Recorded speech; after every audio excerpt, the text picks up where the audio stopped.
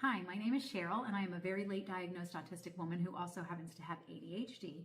And I was asked that question the other day. Now, I didn't take offense to it because the person wasn't trying to be malicious. They genuinely were curious, and it did make me stop and think, am I embarrassed for people to know that I'm autistic? Well, before I answer that question, let me ask you this. I have major anxiety and sometimes panic attacks. Is that something that I should be embarrassed about? I'm very detail oriented. I'm analytical. I think in pictures.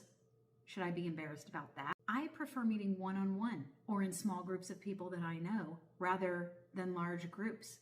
I have a lot of sensory sensitivities. To me, everything's brighter and louder and itchier and slimier. I have a strong sense of justice. I cannot stand when people are treated unfairly.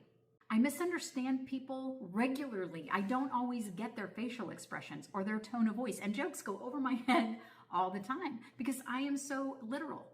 Sometimes I eat the same exact thing day after day for months. Should I be embarrassed about these things? Well, what if I told you that put them all together and they equal autism? Some of them are even diagnostic criteria. So in that sense, no, I'm not embarrassed. Why should I be embarrassed of that? But then when I think about people that I know, and if they heard, oh, guess what, Cheryl, she's autistic. Well, yeah, then I kind of feel embarrassed because I know what they're thinking. They're thinking just what I used to think. When I heard the word autism, I thought of Rain Man, just like everybody else. Now, that's not fair, but I get it. I don't feel embarrassed enough to stop making TikTok and YouTube videos, but would I put them on Facebook? Probably not.